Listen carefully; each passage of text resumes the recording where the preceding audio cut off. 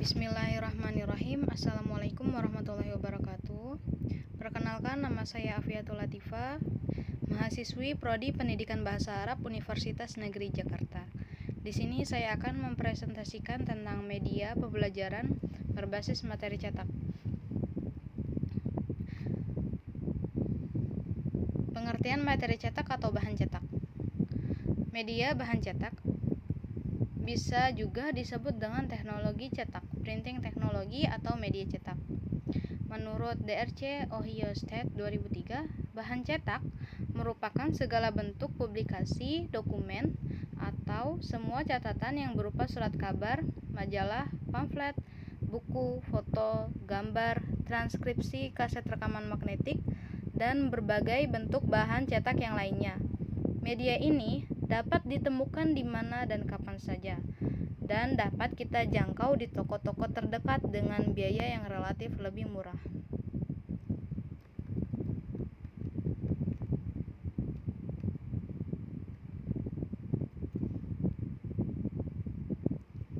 Selanjutnya, ada jenis-jenis media cetakan. Yang pertama, ini jenis-jenis media cetakan terbagi menjadi 3. Yang pertama, learning aids, alat bantu belajar. Alat bantu belajar ini mencakup sumber-sumber yang didesain untuk kebutuhan belajar mandiri peserta didik yang mengikuti petunjuk-petunjuk untuk melakukan tugas-tugas tertentu. Secara khusus, alat bantu belajar terdiri atas panduan kerja dan juga alat bantu kerja dan gambar berseri. Yang kedua, ada training material, bahan penelitian. Misalnya, lembar handout yang lebih bersifat informatif daripada prosedural. Selain itu juga, bahan pelatihan juga memuat panduan belajar yang merupakan rangkaian halaman untuk mengarahkan peserta pelatihan dalam menyelesaikan tugas-tugas. Selain itu, buku petunjuk untuk instruktur juga merupakan bahan pelatihan. Yang ketiga, informational training. Bahan informasi seperti brosur yang berfungsi sebagai pengumuman suatu program dan jenis pelayanan yang ditawarkan. Nah, materi cetakan meliputi buku cetak, buku fiksi dan non-fiksi, buklet, pamflet, panduan belajar, buku petunjuk, dan lembar kerja, serta dokumen olahan kata yang dibuat oleh siswa dan guru. Buku cetak telah lama menjadi dasar guru dari pengajaran ruang kelas. Bentuk lainnya dari teknologi dan media yang dibahas dalam buku ini seringkali digunakan bersama dengan dan sebagai pelengkap materi cetakan.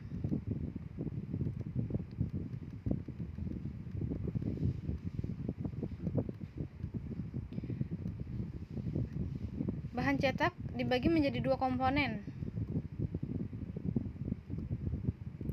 yaitu bahan teks verbal dan bahan visual. Bahan teks merupakan bahan yang bisa dibaca dan juga dianalisis. Selain itu, teks juga dipahami sebagai urutan suatu paragraf yang menggambarkan ujaran atau suatu gagasan. Sedangkan teknologi visual merupakan sesuatu yang berhubungan dengan penginderaan.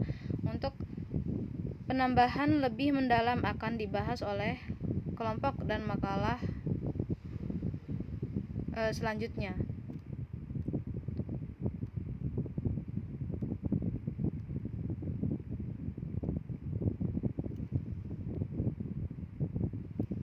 Nah, berikut ada contoh-contohnya. Yang pertama, buku teks. Buku teks atau textbooks adalah suatu buku petunjuk untuk proses pembelajaran yang mencakup berbagai topik dari bidang-bidang tertentu yang biasanya dihubungkan dengan kurikulum. Buku teks juga bisa disebut sebagai panduan belajar yang dirancang khusus dengan mata pelajaran atau mata kuliah yang berisi konten yang harus dipelajari dalam kurun waktu tertentu. Istilah lain yang sering digunakan dan merujuk kepada buku adalah novel, kamus, komik, ensiklopedia, kitab suci, biografi, dan naskah atau manuskrip.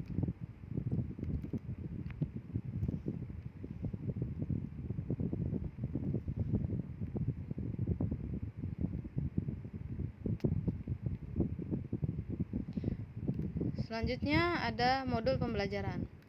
Modul pembelajaran merupakan paket belajar mandiri yang disusun secara sistematis untuk memfasilitasi pengalaman belajar peserta didik guna untuk mencapai tujuan pembelajaran. Dengan menggunakan modul yang baik, pembelajaran dapat menjangkau peserta didik, termasuk berbagai karakteristik yang mereka miliki. Sebelum mengembangkan model pembelajaran, ada beberapa karakteristik modul yang baik. Di antaranya, didahului oleh pernyataan sasaran belajar. Yang kedua, pengetahuan disusun sedemikian rupa sehingga dapat mengundang partisipasi peserta didik secara aktif. Yang ketiga, memuat sistem penilaian berdasarkan penugasan. Keempat, memuat semua unsur bahan pelajaran dan semua tugas pelajaran. Kelima, memberi peluang bagi perbedaan antara individu siswa. Yang keenam, mengarah pada suatu tujuan belajar tuntas. Nah, kemudian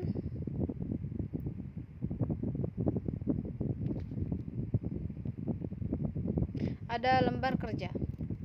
Lembar kerja siswa atau mahasiswa, LKS atau LKM merupakan bahan pembelajaran cetak yang di dalamnya memuat beberapa rangkaian tugas, petunjuk belajar, dan prosedur penyelesaian tugas. Lembar kerja dapat dirancang secara online dan elektronik dalam bentuk tugas yang mendukung perkembangan pengetahuan, sikap, dan keterampilan peserta didik.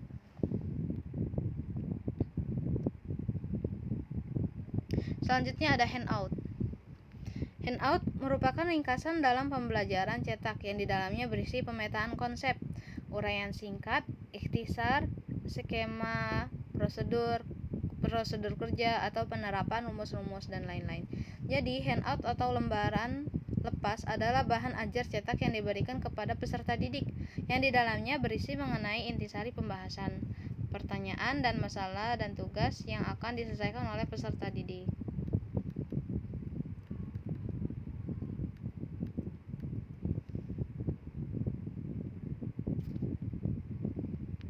Yang kelima ada artikel. Artikel dapat dipahami sebagai karya tulis ilmiah yang dikonstruksi dari hasil penelitian dan kajian untuk dipublikasikan melalui jurnal dan majalah ilmiah.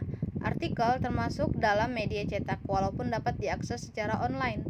Artikel yang dicetak dalam bentuk jurnal cetak dikatakan sebagai bahan ajar cetak karena dapat dijadikan referensi dalam melaksanakan pembelajaran. Selanjutnya ada surat kabar. Surat kabar adalah publikasi bersambung yang berisi berita tentang kejadian khusus dan umum.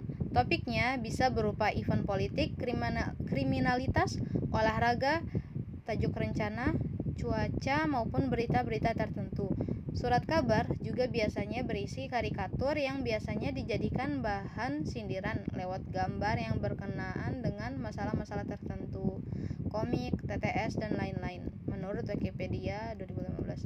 Oleh karena itu, surat kabar memuat mengenai berita-berita mutaakhir, maka sering dijadikan sebagai salah satu bahan ajar baik dalam bentuk clipping maupun dalam bentuk lembaran yang dipotong-potong sesuai dengan kebutuhan pembelajaran, dan dari pemberitaan yang dimuat dapat dijadikan sebagai sumber belajar yang dipilih berdasarkan relevansi dengan pokok bahasan tertentu.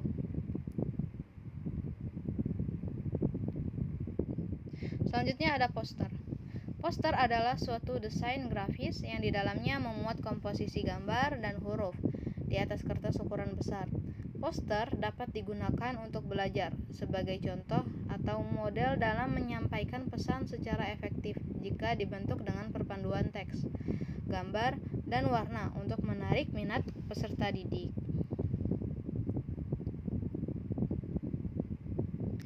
Selanjutnya ada komik. Komik merupakan suatu bentuk karya seni yang menggunakan gambar, tidak bergerak, dan disusun sedemikian rupa sehingga membentuk suatu jalinan cerita. Komik sangat efektif apabila diterapkan kepada anak usia dini seperti taman kanak-kanak atau sekolah dasar. Komik dapat diterapkan pada anak yang dominan kecerdasan bahasa dan visual, karena di dalamnya terdapat gambar yang warna-warni. Komik yang sudah dicetak dan diterbitkan melalui koran dapat dijadikan clipping untuk dijadikan bahan ajar cetak dalam menunjang pelajaran.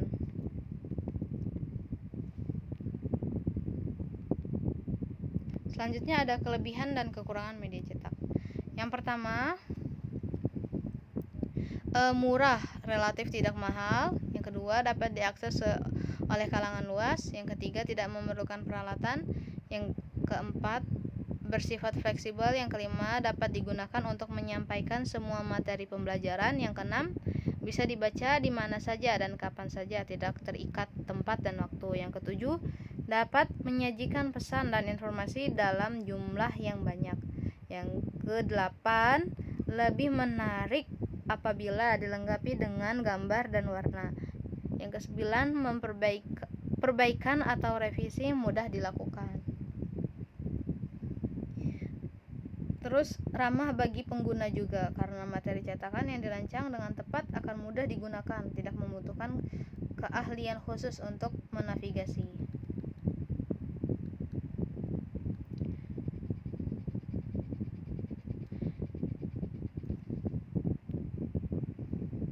Kekurangan media berbasis cetakan. Yang pertama, apabila jilid dan kertasnya jelek, bahan cetak akan mudah rusak dan sobek. Yang kedua, apabila penyajiannya, font, warna, atau ilustrasi tidak menarik, akan cepat membosankan peserta didik itu sendiri. Yang ketiga, bahan cetak yang tebal mungkin dapat membosankan, sehingga menurunkan minat siswa untuk membacanya. Yang keempat, proses pembuatannya membutuhkan waktu yang cukup lama. Yang kelima, membutuhkan kebiasaan membaca, reading habits.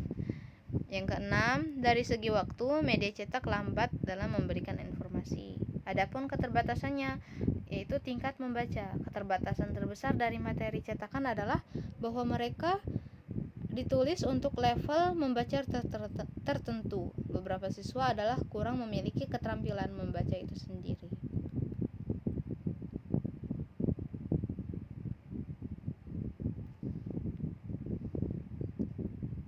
Kapan menggunakan materi cetakan?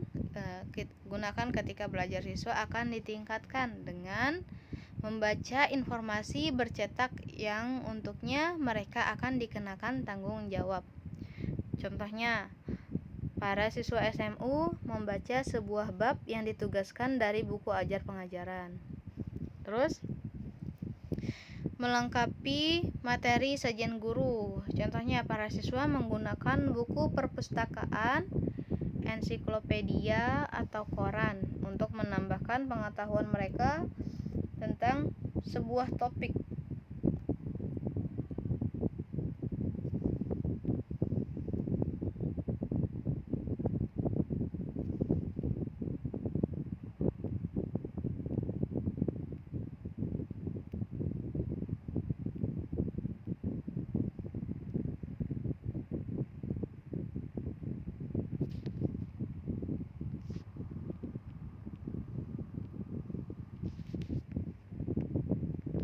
Selanjutnya, menggunakan selebaran yang memandu mereka melalui kegiatan belajar.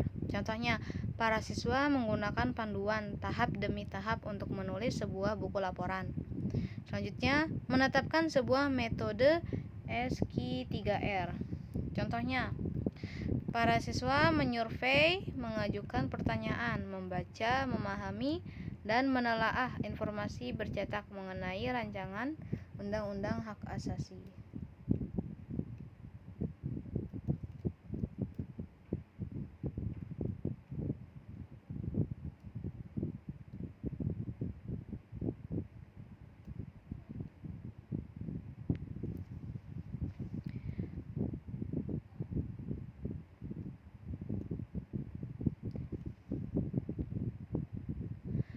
Mungkin itu saja yang bisa saya sampaikan. Kurang lebihnya mohon maaf. Wassalamualaikum warahmatullahi wabarakatuh.